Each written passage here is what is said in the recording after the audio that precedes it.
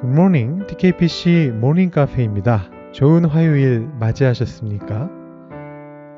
화요일에는 화가 난다고 하시는 분들이 많으세요. 화요일이니까 화가 난다라는 거겠죠. 물론 단순히 오늘이 화요일이라서 화가 나는 그런 분들은 없으실 건데, 이게 보통 어떤 때 나오는 말이냐면요. 월요병이 있는 직장인들이 월요일에 직장에 다시 복귀해서 토요일, 주일 이렇게 직장 안 나가고 쉬고 있다가 월요일날 직장에 가니까 너무 힘들어서 월요병에 걸리잖아요. 근데 뭐 복귀해가지고 하루가 지났는데 아직도 화요일이라 화가 난다고 그렇게 이야기한다고 합니다. 여러분들께서는 화나는 화요일을 맞이하셨습니까? 아니면 화기애애한 그런 화요일을 맞으셨습니까? 후자이시기를 바랍니다. 오늘 하루도 주님 안에서 알콩달콩 화기애애한 하루가 되시기를 바라면서요. 오늘 새벽 카페 시작합니다. 화요일에 화를 내는 이야기를 하면서 오늘 새벽 카페 시작했는데요. 하나님께도 화를 내는 그런 사람들이 있습니다. 아니면 하나님과 소원해지는 그런 사람들도 있습니다. 주로 어떤 사람들이 그렇게 하죠? 제가 전에도 말씀드렸던 것처럼 하나님께 감정을 쏟아내는 것 그 자체가 문제인 건 아닙니다. 여러분, 화가 난다면 얼마든지 그것도 하나님께 말씀드릴 수 있습니다. 제가 말하는 것은 어떤 순간적인 감정의 문제를 얘기하는 게 아니고요. 하나님을 향한 어떤 태도의 문제를 말하는 것입니다. 쉽게 말하면 늘 하나님께 화가 나 있는 그런 사람이 있어요. 혹은 늘 하나님으로부터 슬쩍 숨고자 하는 그런 사람들이 있습니다. 하나님에 대한 태도가 문제가 있는 사람들이죠. 대표적인 성경의 인물이 바로 요나죠. 요나는 하나님께 화가 나 있었고요. 그래서 하나님을 피해서 숨으려고 했습니다. 이유는 뭐였냐면 이스라엘의 원수였던 이방인들, 그 중에서 그 아수르 민족이죠. 아주 원수된 사람들이었는데 이 아수르 민족을 마침내는 구원하시려는 그런 계획을 가지고 계셨던 하나님 마음에 도무지 동조할 수가 없었기 때문입니다. 그래서 이 요나가 어디까지 숨어 내려가느냐 하면 하나님께서 말씀하신 지구 반대편으로 가는 배를 타고서 그 배의 맨 밑창까지 내려가서 하나님의 시선을 피하려고 하죠. 그런데 오늘 말씀 속에도 그런 사람들이 나옵니다. 이 사람들은 화가 났다기보다는 하나님 보기가 좀 민망했던 사람들인 것 같기도 하고, 그게 아니라면 좀 더 심각하게는 하나님을 제대로 믿지 않았던 것 같기도 한 그런 이제 사람들이에요. 오늘 말씀 조금 앞으로 거슬러 가서 월요일 말씀이긴 합니다만 한번 보죠. 14절 말씀을 보시면 이렇게 적혀 있습니다. 내가 예루살렘 선지자들 가운데도 가증한 일을 보았나니 그들은 간음을 행하며 거짓을 말하며 악을 행하는 자의 손을 강하게 하여 사람으로 그 악에서 돌이킴이 없게 하였은즉 그들은 다 내 앞에서 소돔과 다름이 없고 그 주민은 고모라와 다름이 없느니라. 자, 여러분, 묘사만 보시면 여기 등장하고 있는 사람은 그냥 악인이 따로 없는데요. 근데 자세하게 보시면 지금 그 악인 자체에 대한 비판이 아니고 악인들을 도와주고 있는, 그들의 손을 강하게 하는 그 선지자들에 대한 비판입니다. 이렇게 적혀 있잖아요. 그들은 간음을 행하며 거짓을 말하며 악을 행하는 자의 손을 강하게 하여 사람으로 그 악에서 돌이킴이 없게 하였다. 자, 이런 악한 일을 하는 사람들을 오히려 돕고 있는 선지자라니 여러분 납득이 되시나요? 근데 그렇게 하고 있었던 선지자들이 있었다는 것입니다. 그들은 심지어 자기들의 그 말과 행동이 하나님의 뜻이라고 주장을 했어요. 하나님이 그렇게 말씀하셨기 때문에 우리가 그렇게 말한다라고 그 사람들이 그런 주장을 펼쳤습니다. 도대체 무슨 근거로 그런 말을 했을까요? 왜냐하면 여기서 지금 하나님께서는 정반대로 하나님은 악한 자들이 악의 길을 떠나도록 명령하셨다고 그렇게 말씀하시고 계시거든요. 근데 이 사람들은 거꾸로 얘기하면서 하나님의 말씀입니다, 이렇게 얘기했다는 겁니다. 이 사람들은 하나님께로부터 눈을 감고 있습니다. 하나님은 그들을 지켜보고 계시거든요. 13절에 보시면 내가 사마리아 선지자들 가운데 우매함을 보았다 말씀하시고, 14절에 보시면 내가 예루살렘 선지자들 가운데도 가증한 일을 보았다 이렇게 말씀하십니다. 전도서에 나오는 구절하고 느낌이 비슷하죠. 내가 보았다. 내가 보았다. 하나님이 그렇게 지켜보고 계셔요. 그리고 하나님께서 지켜보신다면 그들은 사실 숨을 수가 없습니다. 배 밑창으로 내려갔던 요나도 하나님께로부터 피할 수 없었듯이 하나님이 뚫어지게 바라보고 계신다면 그들은 절대로 숨을 수가 없어요. 오늘 말씀 23절, 24절을 보시면 하나님은 어디에나 계시며 하나님이 지켜보시는 그 눈길로부터 숨을 수 있는 사람은 어디에도 없다라는 게 선포되고 있습니다. 제가 읽어볼까요? 여호와의 말씀이니라.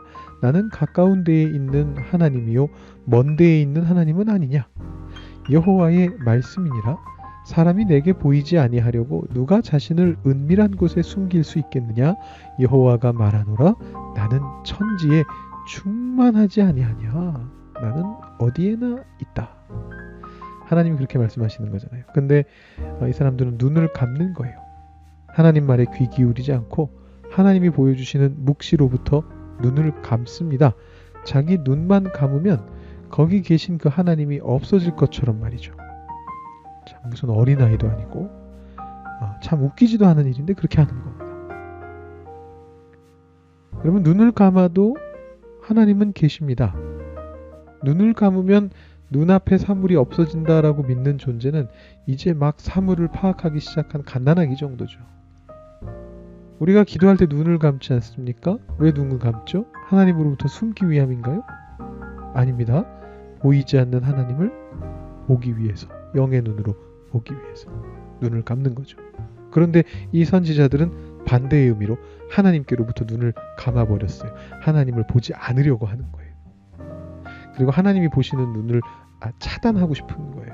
그리고 하나님이 싫어하시는 악을 강화시키는 그런 일을 하고 있습니다. 괜찮다. 평안이 이룰 것이다. 너희들이 아무리 악한 일을 해도, 너희가 아무리 그 가난한 자들을 짓밟아도, 너희가 아무리 고아와 과부들을 짓밟아도 괜찮아. 평화가 있을 거야. 라고 이야기하고 있는 겁니다.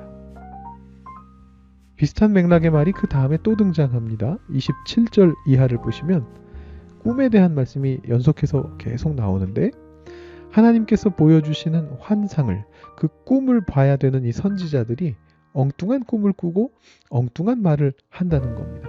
거짓 꿈을 꾸고 거짓을 예언해서 백성들이 계속 악한 일을 하도록 미혹시키고 있다라는 그런 얘기가 적혀 있습니다.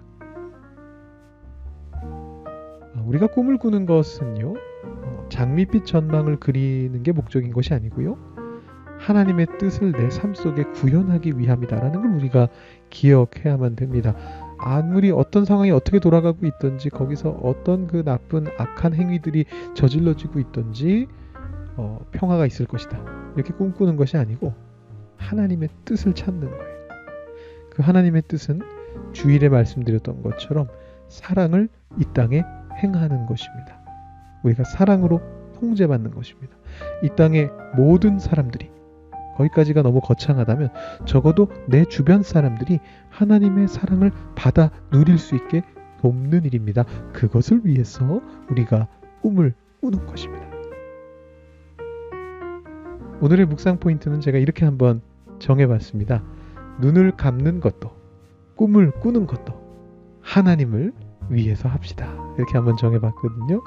여러분, 그렇게 묵상하시고 그렇게 기도하시고 그러면서 하나님 만나시고 또 꿈을 꾸면서도 하나님 만나시고 이 땅 위에서 하나님과 동행하시는 삶을 계속해서 사실 수 있다면 좋겠습니다. 자, 오늘은 이 질문으로 한번 좀 더 묵상해 보실까요? 꿈속에서 하나님을 만나보신 적 있으신가요? 라는 질문인데, 사실 이거는 꼭 필요한 것도 아니고요. 비유적인 표현인데 그걸 일부러 현실적으로 적용시켜 본 거니까요. 그냥 마음 열기 질문 정도로 생각하시고 넘어가셔도 되겠습니다. 괜히 너무 진지하게 이 첫 번째 질문을 생각하시면서 나는 꿈에서 하나님 만나본 적이 없는데 큰일인가? 이렇게 걱정하실 일은 아니라는 겁니다. 두 번째 나오고 있는 질문들이 더 중요합니다. 하나님의 꿈을 여러분 마음에 품고 계신가요? 어떤 꿈인가요? 오늘은 그 꿈을 위해서 무엇을 하실 건가요? 여러분 이 질문들 놓고요. 한번 묵상해 보시고 정리해 보시는 그런 시간 가지시면 좋을 것 같습니다. 옆에 힌트도 한번 보시면서 여러분들 생각을 한번 정리해 보시고 하나님 앞에 묵상하고 기도해 보시기 바랍니다. 2분 정도 시간을 드리도록 하겠습니다.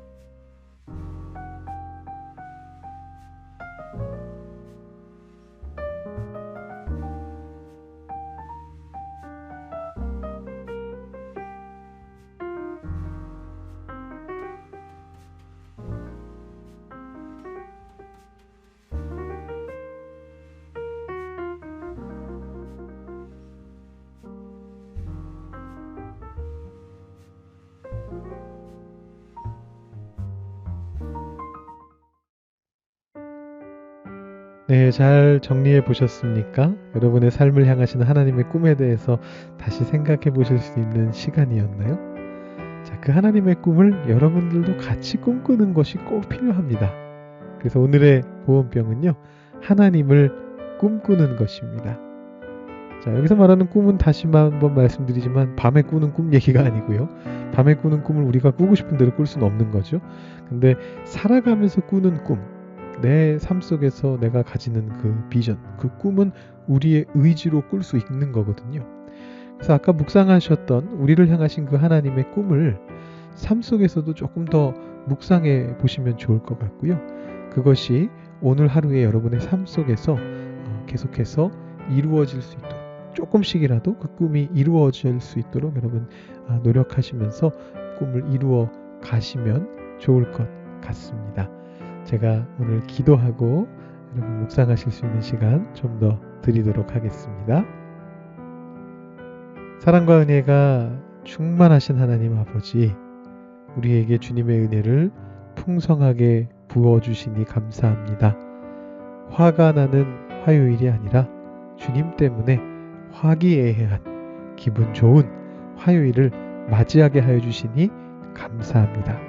그런데 그 좋은 기분이 그냥 단순히 평화를 외치는 외침 때문에 주어지는 것이 아니라 하나님의 꿈이 우리 삶 속에서 이루어지기 때문에 우리가 기뻐할 수 있게 되기를 소망합니다. 오늘 하루의 삶 속에서도 우리를 향하신 하나님의 꿈이 우리들 속에서 같이 꿈꾸어지면서 이루어지는 것들을 우리가 볼 수 있게 되기를 소망합니다.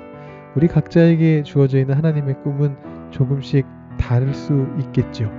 예를 들어 어떤 사람들은 사랑을 전하면서 더 큰 사랑을 전하는 일들을 감당할 수 있게 되는 분들도 계시겠고, 또 어떤 분들은 그냥 같이 계신 자리에서 함께 하시는 가족들에게 사랑을 베푸실 수 있는 것일 수도 있겠지만, 그러나 우리 모두에게 주님께서 허락하신 사랑을 베푸는 삶을 살아갈 수 있도록 우리에게 하나님의 꿈을 심어주시고 우리가 함께 그 꿈을 누릴 수 있도록 주님 인도하여 주시옵소서. 오늘 하루가 그 기쁨으로 가득 찰 수 있도록 주님의 꿈이 조금씩 이루어져가는 하루가 될 수 있도록 주님께서 우리의 삶 속에 역사하여 주시옵소서. 감사드리며 예수님의 이름으로 기도드립니다. 아멘. 조금 더 묵상해 보시고요. 주님과 함께 화기애애한 화요일 맞이하시기 바랍니다.